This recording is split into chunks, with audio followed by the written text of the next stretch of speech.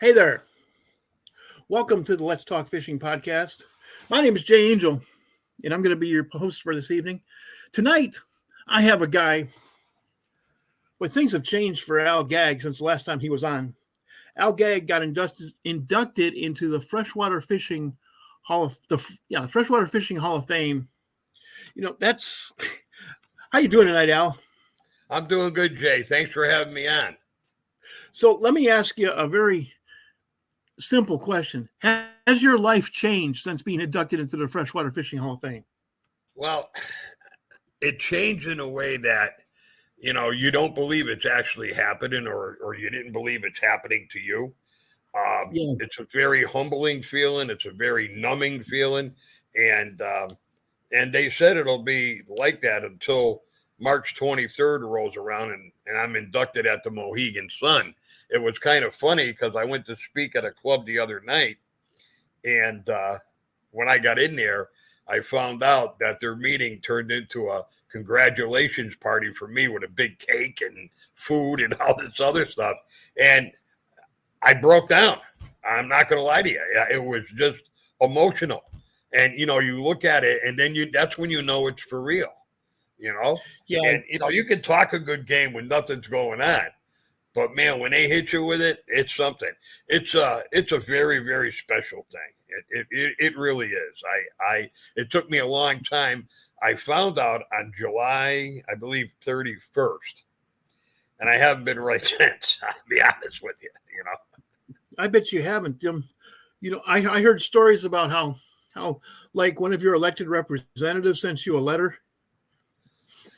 Oh, the House of Representatives in the state of Massachusetts sent me a proclamation. I had other representatives and senators from all over. I got 4 or 5 of those, and I'm framing them now because they're going to hang in a very prominent place, and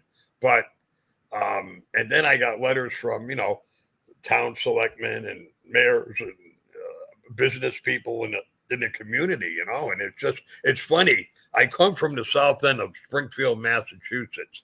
That's where I was born and raised. And you know that now there's 2 Hall of Famers that came out of the south end of Springfield. Really? The first one was Nick Buoniconti, the linebacker for the Dolphins. Wow. For the Miami Dolphins.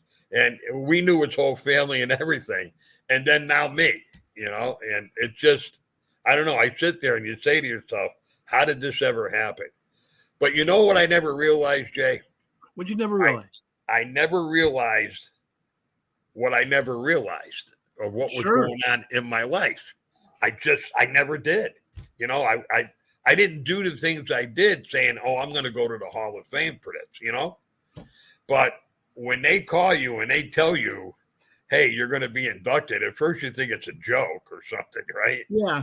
And then all of a sudden you find out it's for real, and it's changes your whole deal.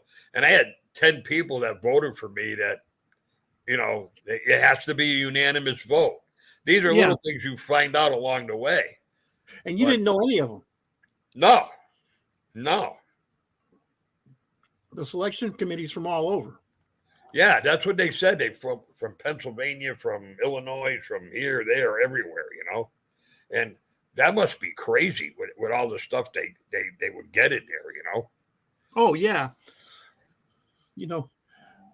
And a guy who's very involved in the Freshwater Fishing Hall of Fame named Jim Grant, he calls me and says, I have somebody I want you to have on. Actually, speaking of Jim Grant, another Freshwater Fishing Hall of Fame member, he says, holy smokes, the legendary Al Gagg, so proud of you for your lifetime achievement. Great man to be inducted. Congratulations. Jim Grant, he's on the selection committee of the International Freshwater Fishing Hall of Fame. So he came onto the show just to say congratulations to you, Al. Well, thank you. I mean, I know him now. I didn't know him before, but it was really something. He makes a beautiful rod too, Jay. The rods from Grant Industries, I mean, let me tell you something. They're worth every dime. They're excellent rods. And I use them on my real light stuff, Oh, yeah. But he's got them from light to heavy to everything, And you know what? Everything in between. What's that? To everything in between. Yes. Oh, yeah. crappie to marlin, he's there, Yes. And the thing and I like all about the, what I found out, all the blanks are done right here in the United States. yeah, actually, Everything. right in Arlington Heights, Illinois. Yes. Yeah, yeah, right there. And to me, that's great. You want to support the USA? There you go. I have quite a few Grant rods myself, and the sensitivity of those rods and the backbone they have. I like to use them for redfish because redfish, sometimes I have to cast out a country mile, Yeah. then work it down in a changing tide. You know what that's like. Oh yeah. Oh yeah. Absolutely. I'm trying to work it down the tide, and you have to be able to feel the thump, thump, thump, thump, thump, thump. And you set the hook, and now you got to deal with a 20-pound fish. I mean, it could be a 3-pound fish. You don't know, but when you set that hook, I want that power, but also I need the sensitivity, and Grant Rods balances that out remarkably. Oh yeah, yeah. He goes above and beyond. In fact, when my wife and I we're going to go out to the hall, I believe in June. I'm going to make it. I'm going to put it on my bucket list that I stop by Grant Rods. I really want to see it.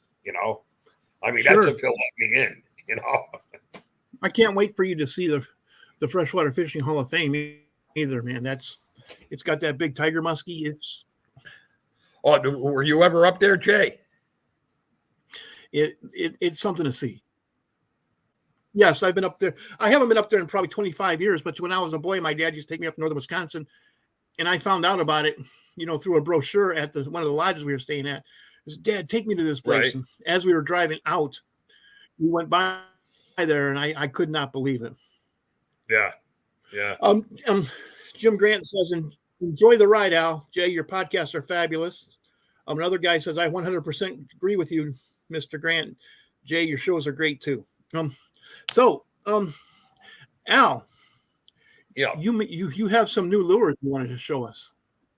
Yes, I mean, down in your area, I think these things would slay. Let me grab one here. This is my new 12-inch eel. This thing is unique, and I'm going to tell you why. Let me see if I can get a front view of it here. And this eel right here, no lead, no nothing, weighs 2 ounces. And we built it so it sinks very slow. Wow. So it's a slow sinker, and you rig it Texas, with a good size hook, 8-aught and up. And I think this would slay. Yeah.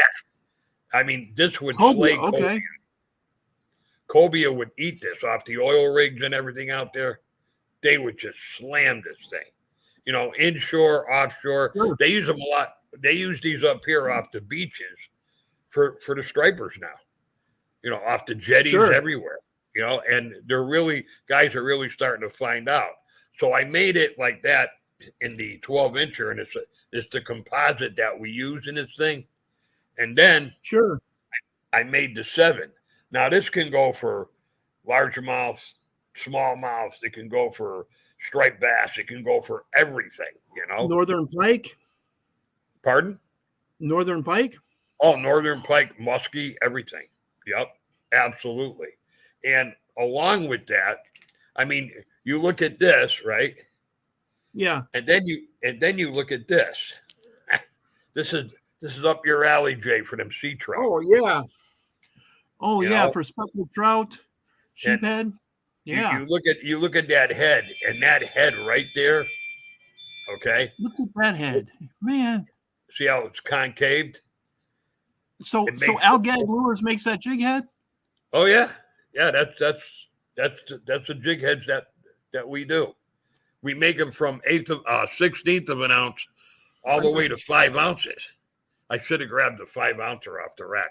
I know you sent me some of those, Al. I just wanted our listeners to know that Al Gag Lures make those, And guys, if you want to see what you're talking about, go to algaglures.com. It's scrolling across the bottom of the screen. Thank you. And this is another thing we did. We made it like a boxing glove. But you see the stoutness of the hook? Yes. And we put that little concave thing under here because we want the eel to sit on it. You know, you Yes. put the pin inside the nose, and in here we got the slots. I don't know if you can see them, but right here. Oh yeah, I like those. I like lures that have that slot right there. Yes. Yeah, because it lays flat inside, and once Yes. they pinch it down, you got them. So we did this in a 6/0, 3/8 of an ounce, and we did this in a. This is an 8/0. This is a bigger boy. We have a comment from the audience of Sean Reynolds. Yeah. He said, "Al Gag, the legend. What's up, guys?" Sean Reynolds. Sean's a good guy. I know who he is, and he's a good fisherman. Very, very good. He's from up our way. I wonder how he found out we were going to be on here. Well, probably from your Facebook page. Yeah, right. Yeah. There you go. So, anyways, these eels here, I mean, they're very versatile, very, very versatile. And, you know, you can, every time I build a bait, I always try to build a better mousetrap, Jay. Sure. You know? And because, you know, there's so much competition, you know, China will spit these things out like candy, but they don't put the stuff that's in them that's supposed to be in them, you know, but we do. But anyways, what I wanted to say too is, you know, we have every color in the rainbow, but as I tell everybody, there's only 2 colors, light or dark. That's it. Yes. You know, that's it. Absolutely. Absolutely. I agree with you. You have, this is one of my favorite colors right here for yeah. For the salt. And also, believe it or not, I also like pink. Pink? Yeah. Pink. Yeah. Well, you know what it is? Pink in your waters down there, it represents shrimp too, you know? Yes. And do you have shrimp up there? I've never fished up there in the salt.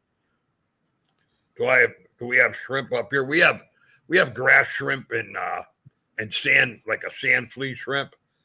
You know, sure.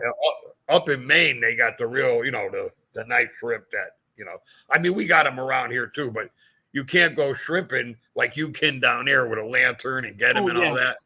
You can't do that around here. At least I have never found a spot to do it, you know. They're so plentiful down here. You just you see them swimming around. You throw out a cast net, you got 18 pounds of them. You know. Yeah, right. Yeah. That's a nice meal, you know. Especially if you get that many in a shot, you know. Oh yeah. Oh wow. Jim Grant says it will be my honor to induct Al in Connecticut. Christy will be reading the office induction. Wow. So Jim Grant's going to induct you himself, man. That's going to be an honor. Oh, no kidding. Yeah, that's what he just said. He said it will be my honor to induct Al in Connecticut. Christy will be reading the office induction. Wow, that's something. Oh, okay. He didn't mean office induction. He meant official induction. Oh, okay. So Christy's going to be doing the official induction, but I guess Jim Grant's going to be the master of ceremonies. And hello, Jonathan Willie.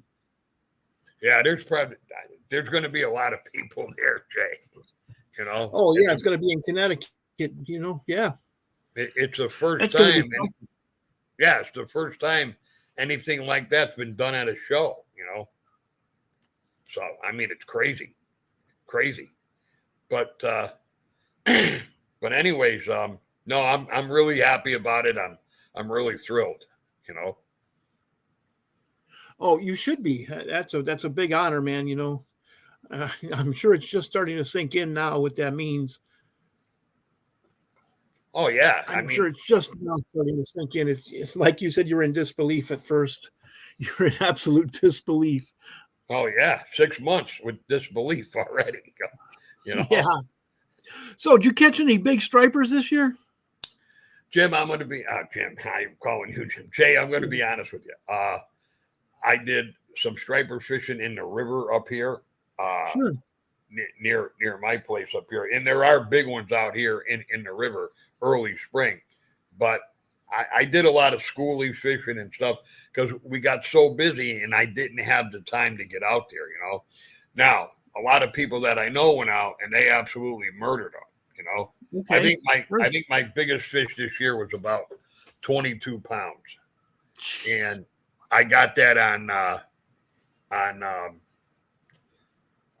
fishing with a captain of mine, Brian Coombs out of Boston Harbor, you know. So sure. But I got an appointment this June with a big one. So, and I'm going to get him right on the heel right there. Okay. How would you fish something like that? What the way I like to do it, first of all, any place that has structure that you'd be afraid to throw something in, you can throw this in there because you don't need lead on it, number one. So you throw it in, you let it go down, and you can count it down. You can count it down, you know, if you're fishing in 10 feet of water, figure it out. Just count it down until the line goes limp and you know you hit bottom. So now you can count it in the water column. But what I do is I throw it in, I count it down, and I'd count it down maybe halfway down and then just give it a little twitch. When you twitch this thing takes off. It's all over the place like that. And that's all they got to see, and they're going to clobber it, you know. They'll rip your arms right out of the socket. So you have that. Pardon? So you have that thing. So you have that thing Texas rigged. Yeah. Probably with an extra wide depth hook. Yeah. Oh, yeah. Yep. Like I said, that's the smallest I use is an 8-0. You can go up to a 12-0 too. Okay, so you have a great big hook in it, Texas rigged. Yeah, I like throwing it in. What's that? Is it even going to sink? Is it even going to sink in waves and tide? Oh yeah, we fire it right in. You know. Now, I like fishing it in boulder fields, rock piles, pilings around under docks, everywhere. Just almost the same kind of thing as you do for a largemouth, but you're doing it on a little bigger scale. That's all. You know what I mean? So you're going to have a 30-pound striper. Yeah. Around a piling, around pilings. Oh yeah, at night you go in certain marinas, they're there. At night, in the surf. That's crazy. You could walk down a beach down a Cape and start casting this thing, and you may get a 50. You don't know. You know, that's crazy. You know, around a bunch of 12-inch. Yeah, listen, I'm telling you, we have pieces of timber straight out of the water. Wow. We have a gal that works up here that fishes down the Cape, goes out at night, and she throws this. She throws it in black or black and purple. Okay.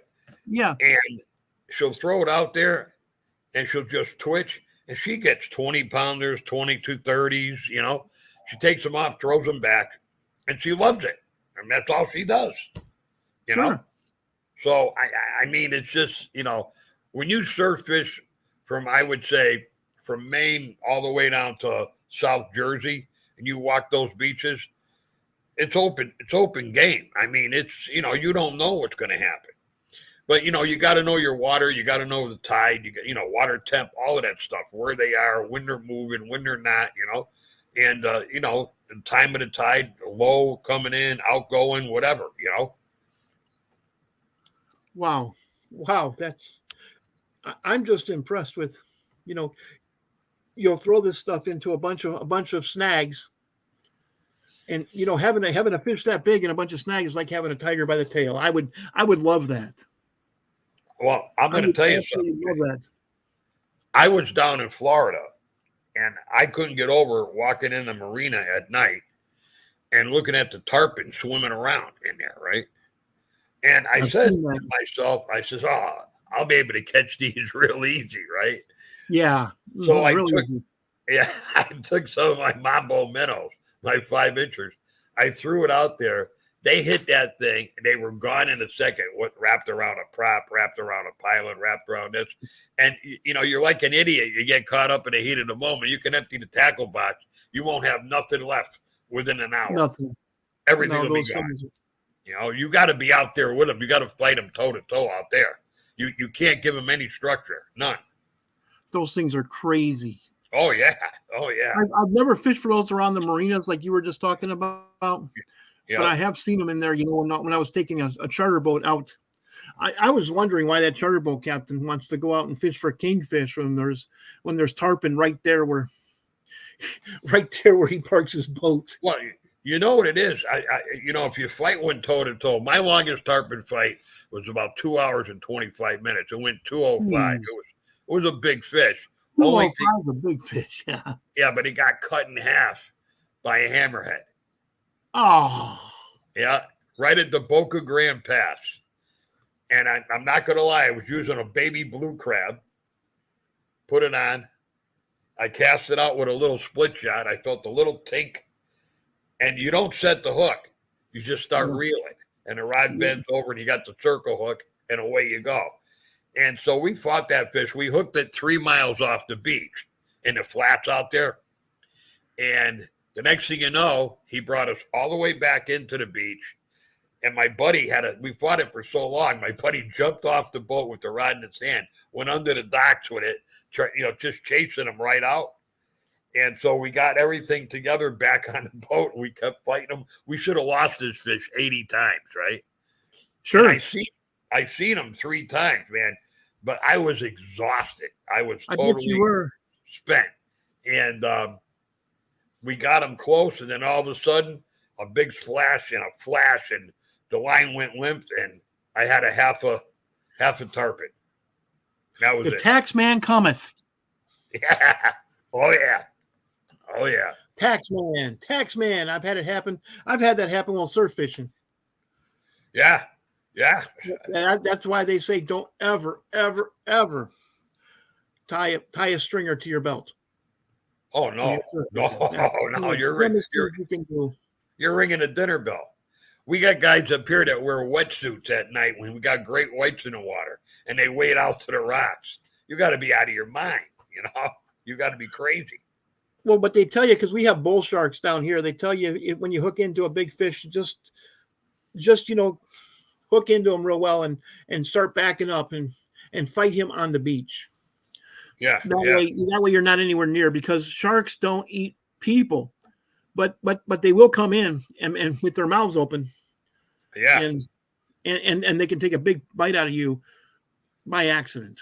I think that's what happens most of the time. Jim Grant just says Al Gag Lures is voted as one of the top 100 lures of all time.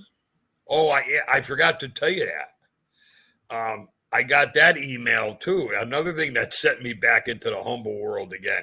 And I mean, it's been a crazy year, Jay. Yes. You know how I made the whippet fish? Yes. Well, the whippet fish derived off a lure that I made in 1978 called the Super Mac. Okay. And it's the way I cut the tail on the plastic and stuff. But it turned into the whippet fish.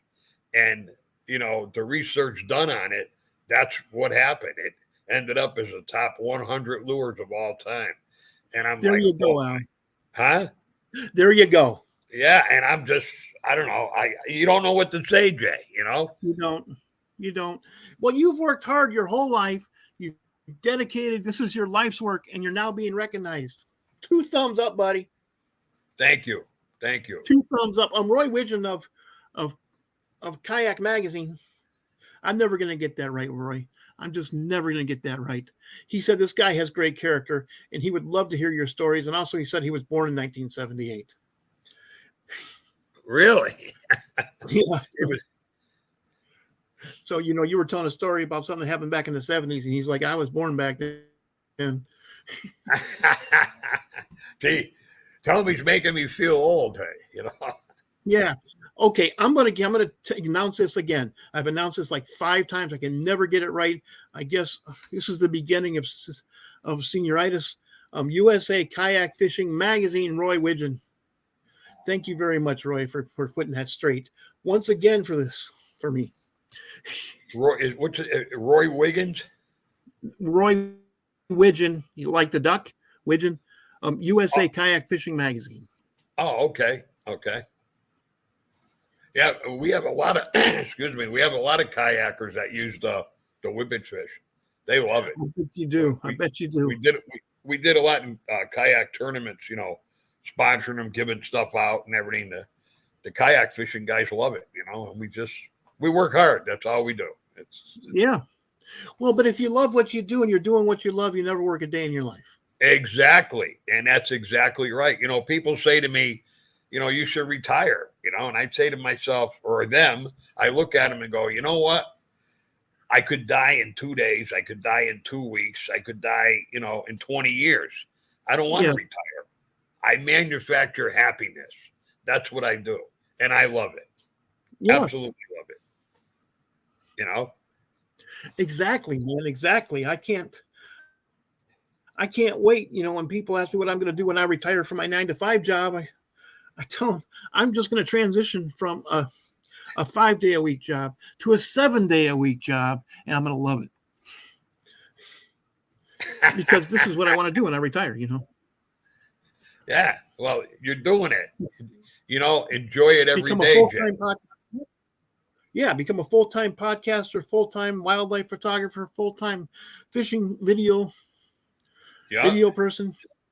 Jay. Roy missed the first part of you. Could you show Roy some of your products? He missed the first part of the podcast. What, you mean the eel? Yeah, the eel and some other stuff. That's a 12-inch eel there, Roy. And it weighs 2 ounces. And then here's our 7-inch eel. But let me get, I'll show you this little nice for sea trout, ladyfish, large and smallmouth bass. Let me grab a whippet fish. You mind if I get up, Jay, for a minute? Please do. Please do. Go and grab you a whippet fish, man. Okay. Okay, that's Al Gag, folks. Al Gag is going to be going and buying.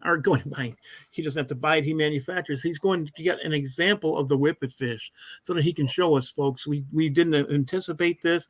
Just that sometimes the conversation goes that way. And, I kind of want to see it too. It was voted one of the top 100 lures of all time. That is quite, I didn't know that either till, Jim Grant came on and told us that. I did not know that. And now Roy said that little eel would be an awesome bass, weightless. I agree. Another person has said, I'll be looking into Al's lures. If you want to look into Al's lures, go to algaglures.com. It's scrolling across the bottom of the screen, folks. algaglures.com. Al is currently away from the screen looking for an example of the whippet fish. And he is back. I'm back. Okay.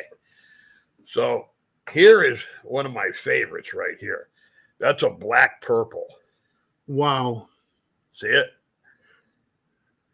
And the belly's black. Normally, when they do this, the back stays black and everything all the way around is purple. But we left that black strip in there for contrast.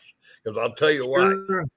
If you throw this at night, if you got in a swimming pool and you go underwater and open your eyes and look up at night, the sky's not black, it's gray.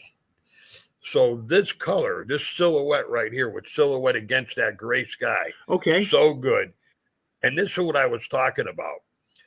The Super Mac, when we had it, I cut the tails at 20 degrees, right? And I taper this end, and these are, but along with this head here, I'm going to put it together right here for you.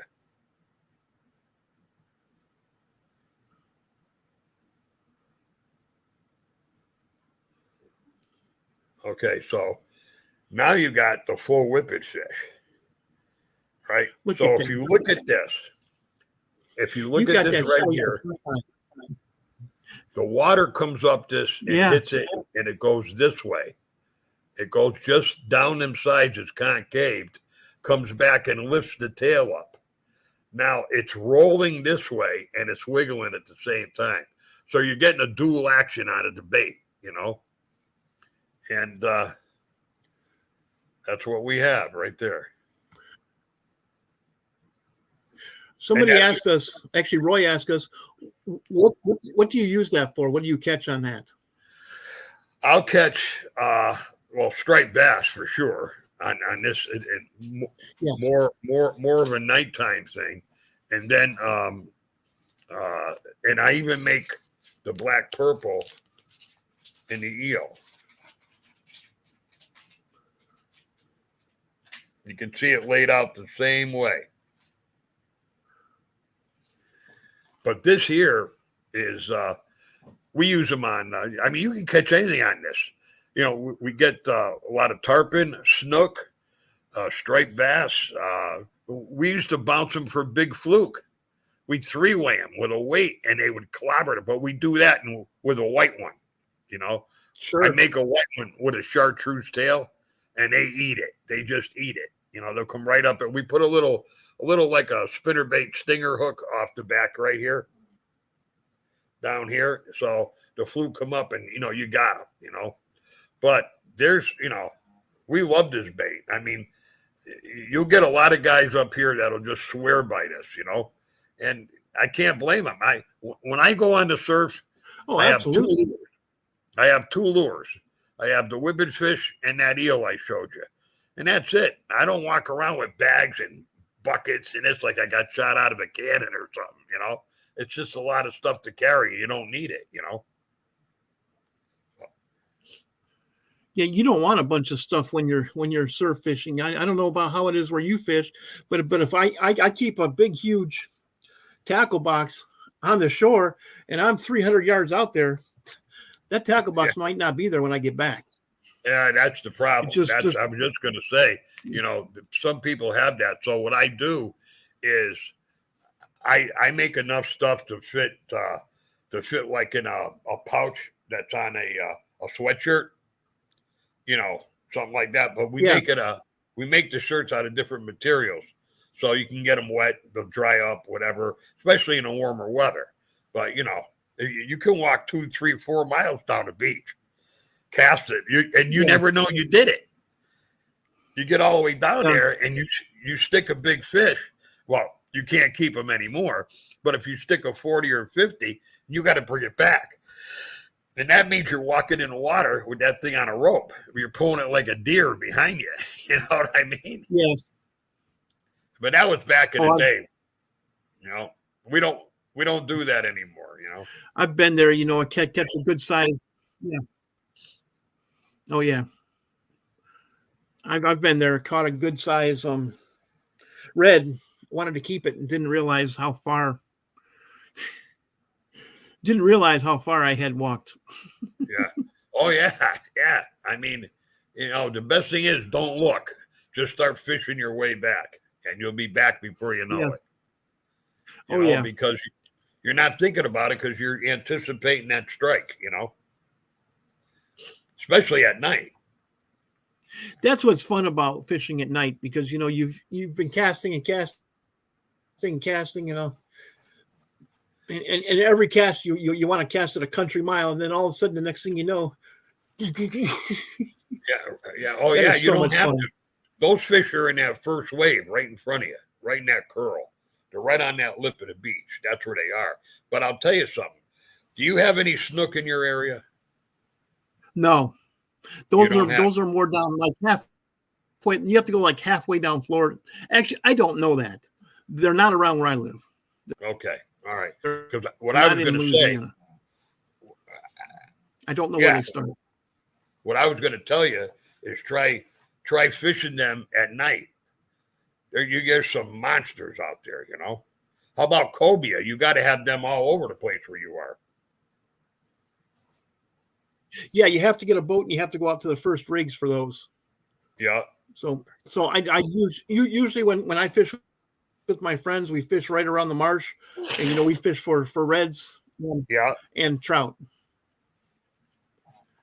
And that's, man, I love my reds and trout.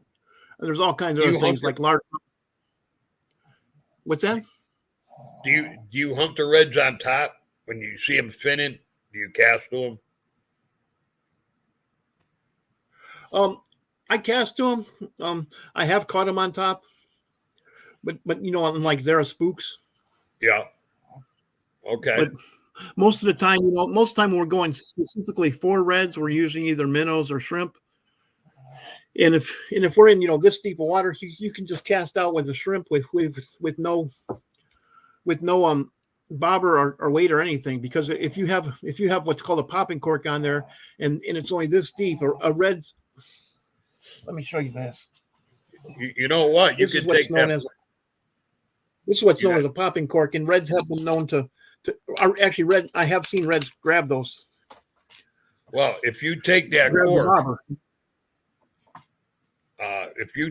cork, and you put that on it, on the bottom, and just twitch it, they will annihilate that thing. That underneath it? Yep. Oh yeah. We use a lot of things. In fact, I have used your stuff underneath the popping cork, but that's usually in 18 inches of water, and I only have my leader's about this long. Yeah. And also three, anywhere from 18 inches to about 5 feet, we'll use a popping cork. But anything less than 18 inches, we just like to throw it out. Yeah, because the reds attack the lures. The reds attack the bobbers. Right. Exactly. In really shallow water. Exactly. They are that.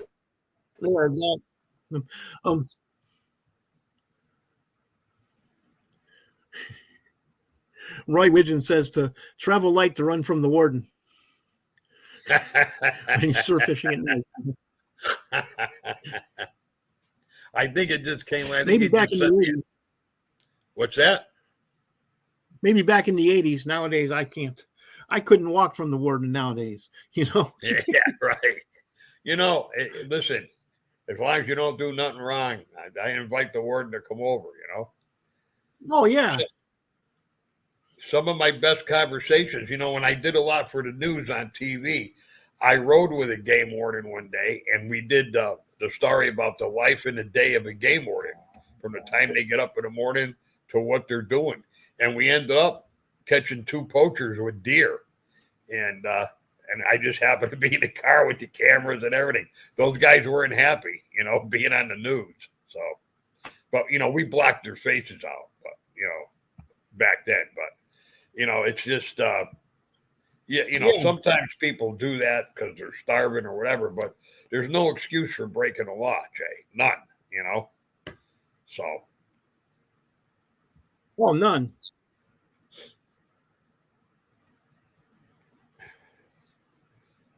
I feel like there's a transmission delay or something. There could be. StreamYard isn't perfect. I'll tell you that much. And there could be a lag in. There could be a lag in it. So, it's just one of those things about podcasting. I don't think I've ever gotten through an entire podcast without one technical difficulty. Hey, that's par for the course, Yes, it's annoying, believe me. but you get used to it. You learn how to talk through the delay, and it's not easy. But, I've done over 1,000 podcasts now, so I've gotten a little used to it. Well, Al, I certainly have this is the second time Al's been on my show, and it just keeps getting better as I get to know this guy. He is an amazing person. Thank you so much for taking time out of your very busy schedule for coming and talking to our listeners here on the Let's Talk Fishing podcast, Al. Jay, it's been my pleasure. Absolutely. And I like to give a big shout out to Jim Grant and tell him thank you for making a wonderful rod, and a shout out to you. Thanks again for having me. And to everybody else out there, remember one thing. It's the only outdoors we have, so let's protect it. Thanks for having me on, Jay. Absolutely. And thank you very much. Guys, I say this at the end of every show because I really mean it. It's Thursday night. Make your plans. Get out there this weekend and do some fishing. I know it's cold up there. It's miserable up there. Down here, this is the best time of the year to fish because it doesn't get above 75 degrees. Oh, what a wonderful time of the year this is in the deep south. Just get out there because we only have one outdoors, but also you only have one life, guys. Get out there and enjoy yourself. Go fishing. Yeah, go out and make a memory. Yeah, absolutely. And in the end, that's all you're going to have is memories. You're not going to have money. That's it. That's it. So with that, I'm going to end the podcast. Al, please stick around. I'd like to talk to you for 2 minutes after the podcast. And guys, thank you to every single person who tuned in. Okay. Good night. Good night.